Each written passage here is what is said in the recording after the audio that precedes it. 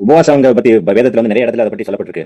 ம். நம்ம சபையில அதை பத்தி உபவாசங்கிறது வந்து நம்ம ஏறெடுக்கிறது நம்ம இல்லையா? அதை பத்தி நான் உங்களுடைய வேதத்தின் மூலமா சொல்ல முடியும் பிரதர். பிரதர், இன்னைக்கு வந்து உண்மையான உபவாசம் என்ன அப்படின்னா, எல்லாருமே என்ன நினைக்கிறோம், நம்ம சாப்பிடாமல் சாப்பிடாமல் இருக்கிறது. இப்ப சாப்பிடாமல் இருக்கிறது நல்லதான் அப்படின்னா, சாப்பிடாமல் இருக்கிறது நல்லதுதான். ஆனா உண்மையான உபவாசம் என்னன்னு சொல்லி 6 காரியங்கள் நம்மளுக்கு கொடுக்கப்படுது. இது ஏசியா நீங்க தனிப்பட்ட முறையில் எடுத்து வாசிக்கணும். தனியா தான் இது பார்க்கணும். ஏசியா 58ஆம் அதிகாரம் நிமிஷம் 58ல வரும்.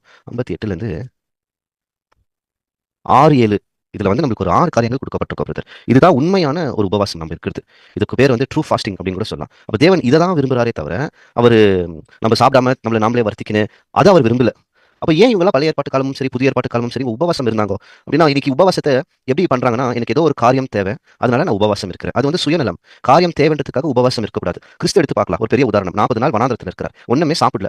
ஏன்? அன்னைக்கு உபவாசம் தான் நமக்கு சொல்லப்படுது. ஏன் சாப்பிடல? வனாந்திரத்துல முதல் கடைகள் எதுவுமே இல்ல. அவர் வாங்கி சாப்பிடணும்னா மீண்டும் ஒரு பட்டணத்துக்கு வரணும். அவர் எதை அதிகமான மேன்மையாக கருதினார்னா, நான் என்னுடைய அப்பாவோட நான் பேசி இருக்கிறேன். எனக்கு இதை காட்டிலும் சாப்பாடு ஒரு பொருட்டே இல்ல. அதனால நான் சாப்பிடவே மாட்டேன் அப்படின்னு சொல்லி 40 நாள் சாப்பிடாம வாழ்ந்தார். அப்ப எதுக்கு முக்கியத்துவம் கொடுத்தாருன்னா, சாப்பாட்டுக்கல்ல, தேவனுடைய வார்த்தைக்கு, தேவனுடைய சித்தத்துக்கு. அப்ப நீங்க கூட இன்னைக்கு உபவாசம் அப்படின்னு சொன்னா, எனக்கு ஏதோ ஒரு காரியம் வேணும், நான் அதுக்காக உபவாசம் இருந்து ஜெபிச்சா எனக்கு கிடைச்சிடும் அப்படின்றது வந்து சுயநலம். அப்ப நமக்கு ஜெபம் பண்றதுக்கு முன்னாடியே அவருக்கு தெரியும் நம்ம என்னதான் ஜெபம் பண்றோம். ஜெபம் பண்ணி கிடைக்கிறது இல்லை. ஏன்னா நம்ம அவர் சித்தத்தின் பிரகாரம் கேட்கறது இல்லை. யாக்கோபு சொல்வார், நீங்கள் ஜெபம் பண்ணுகிறீர்கள் பெற்றுக்கொள்வதில்லை. ஏன்னா அவர் சித்தத்தின் பிரகாரம் நம்ம கேட்க மாட்டேன். அப்ப சித்தத்தின் பிரகாரம் கேட்டா அவர் கொடுத்துறாரு. அடுத்து நான் வந்து தேவனுடைய வேலையில ஏதோ ஈடுபாடா இருக்கிற, ஏதோ பண்ணி இருக்கிற அவருக்காக. அப்போ எனக்கு சாப்பிடுறதுக்கு நேரத்தை கொடுக்கறதுக்கு எனக்கு நேரம் இல்ல, நான் சாப்பிடுறதுக்கு எனக்கு நேரம் வேணாம், நான் இதுலயே ஈடுபாடா இருக்கிற, முழு நாள் இருக்கிற அப்படின்னு நீங்க பண்ணும்போது அதுதான் உண்மையான உபவாசம் பிரதர்.